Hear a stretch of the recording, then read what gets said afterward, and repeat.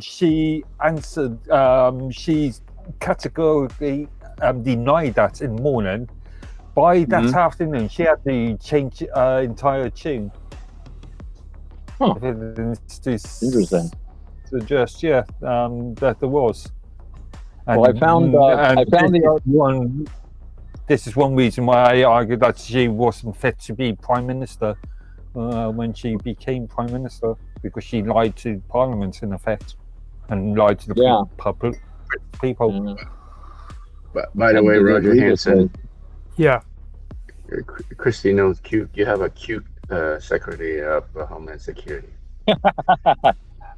All of them, dude. I have the story here, and it says let me see. Here's a quote from her. Apparently they discovered this when they had the Doge people in. Elon Musk and his team were extremely helpful to me. They helped me identify that some of my own employees in my department had downloaded software on my phone and my laptop to spy on me to record our meetings. They had done that to several of the politicals. We found secret secure rooms with hidden files that we turned over to attorneys. So apparently, the wheels of government grind exceeding slow, but they do grind exceeding fine. So, but yeah, this was apparently said on an interview that she gave. When? One quick question. Her devices, or devices that have been provided to her to do a job? I'm not sure. Because that's quite important. That's quite an important factor in this. Yeah, because if let's say I'm working for a company and the company gives me a device. It says downloaded. I don't think they let any government employee use their own personal phone, Mark. So they will have to be government-issued devices. Provided by the agency. Yeah. So it's technically not a device, and therefore the ownership of any software or the implementation of software is controlled by our employee. Okay, so employer, not other people in her department. I did come prepared for you, Tan, because I know you were wanting to do something with the State of the Union last night. So I wanted to kind of go through some stuff to kind of tell you how much bullshit Trump is. Okay. Okay. Okay. So Trump. I will bite my tongue while you're going through this. Trump says we're doing great, and like all the price or the money is things are becoming cheaper. Okay, is what he basically threw out there. This is something that was very interesting.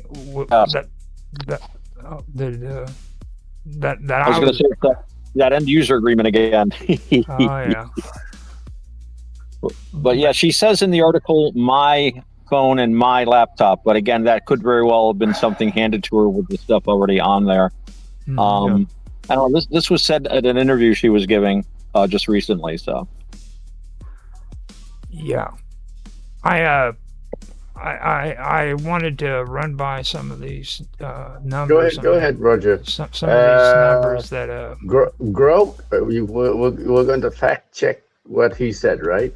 Yeah. Well, it's. I've actually went through and checked a lot of this out, statistics from the labor statistics, and there's another one. It's the Economic Research Service.gov. You can check those out. And then, especially when it comes to grocery prices. Okay. You gotta keep in mind the perspective, right? Right. Like I was saying. Well, I'm just gonna give you the statistics and everything of what's actually going on. I don't want to get caught up in the political crap, because a lot of that's just it's just a lot of. I'm not saying. I'm saying it depends on your point of view. It depends on interpretation. It's just percentage. Now, with the 12 months ending in January 2026, the recent price trends for the United States, when it comes to food, which is purchased for home consumption or at restaurants overall, is up 2.9%. Okay, food at home, groceries, that is up 2.1%. Now, food away from home, which is for restaurants and everything, that's up 4.0%. Full service meals, that's 4.7%, and limited service like fast food is up 3.2%. Special grocery categories. Now, the U.S. Bureau of Labor Statistics reports that while some staples have decreased, others continue to rise sharply. Now, the steepest increases is beef and veal. That's up 15.8% to 22%, driven by record low cattle herds. And then you have non-alcoholic beverages, which is up 4.5% to 5.2%, partially due to high global coffee costs. Cereals and products is up 3.1%. Now, categories seeing relief is eggs, which is down 20.9% to 34%, recovering from a previous avian flu spikes, which I think was actually a manufactured shortage. I don't believe that was actually real, and I'll get to that here later. Eggs have gone down 50 to 60% since March 2025. So what you're saying is 34% cherry picking. What you're saying is Trump was cherry picking, in effect. Trump was completely and absolutely wrong. No, dairy products is down 0.3% to 0.9%, and fresh fruit is down 0.5%. Now, the historical annual increases, for the USDA and from the USDA Economic Research Service says that in 2022, the overall food price changes is up 9.9%, and that was the highest since 1979. Now, in 2023, it was up 5.8%. 2024 is 2.3%. Now, last year, 2025, it was up 2.9%, and their forecast for 2026 is up 2.7%. I wonder if it's doing the same sort of trick as the British government governments have been doing, conflating consumer price index with retail price index. With the retail price index, because retail price index really reviews day-to-day sort of expenses, whereas the consumer price index refers to a much more wider scope. I mean, in the consumer price index, it accounts for things like yachts, the price of yachts. I mean, many of us own a yacht. Yachts are down this year, so everyone's prices are down. Gold-plated 747s took a dip, so hey, you're doing good right now.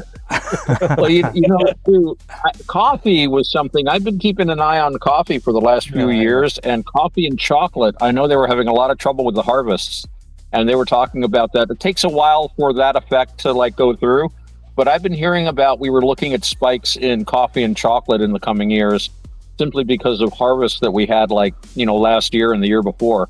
So that's sort of something in the hands of the gods, as the saying is. But you got to remember too, Trump is struggling with the way Brandon just really screwed the economy over. I mean, the minute Brandon got in, gasoline prices started going up, and fuel prices affect every other price.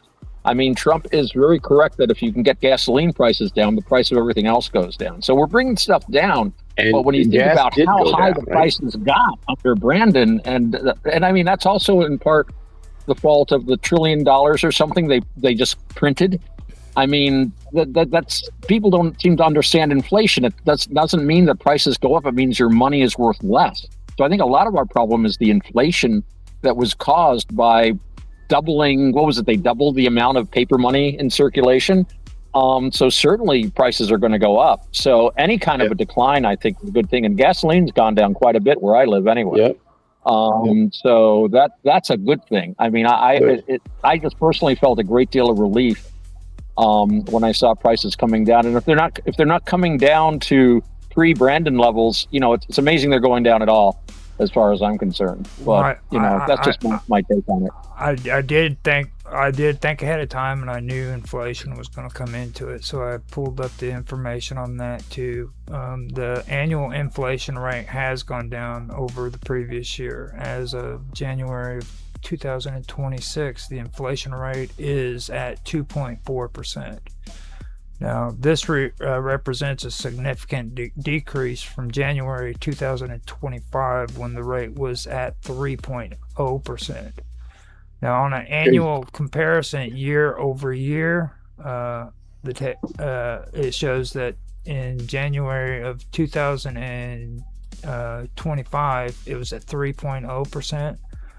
By July of 2025, it was at 2.7%, where it held all the way to December. Now, this is where the trick comes in that Mark was talking about. Between December and January, it went from 2.7% to 2.4%. So something was done there to freaking purposely push that inflation down. So wait, so compare, relate your price increase in relation to inflation. You said food was increasing at how many percent? Food has gone. It is actually up 2.7%. So food is up 2.7. Before you continue, from between when to now, how are you measuring this? 2025, I assume he's using statistic.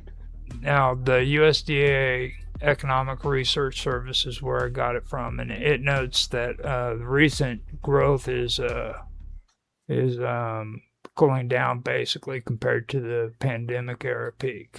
So that's the one thing they do say. Now, starting out in 2022, Roger, the price of food was up 9.9%, and that was the highest since 1979. So it starts from 2022 and it goes all the way up to 2026 forecast. But inflation last year was 2.4 and food increase was 2.7, so it actually only increased by 0.4% last year, right? With the U.S. Compare that to the the U.S. Department of Agriculture, which is the true source. If you want to know the true source, it's the USDA. They're the ones who regulate this stuff. Okay, and last year for 2025, it was up 2.9%. But it hasn't accounted for inflation. Now, inflation and commodities like this, they don't compare them. He's not listening to me, is he? No, they don't. They don't compare the two. No, I think. Well, you got to compare the two, though. Yes, it's just not an equal comparison. Like inflation and commodities don't work hand in hand. That's not how it works. Yeah. Right, but the inflation is going to tell you how much you can buy for what you've got left in your pocket after the money's inflated. So that's going to affect the price you pay, right? Right. So it means a lot of the food price increase was due to inflation. Well, see, inflation. If you go off the philosophy of inflation politically, okay, it's like a hyped up make believe storytelling world. Inflation was created because of the 40-hour week. Point blank. All right. It's just like it was created because of the 1913 Federal Reserve Act. Yeah. When you look at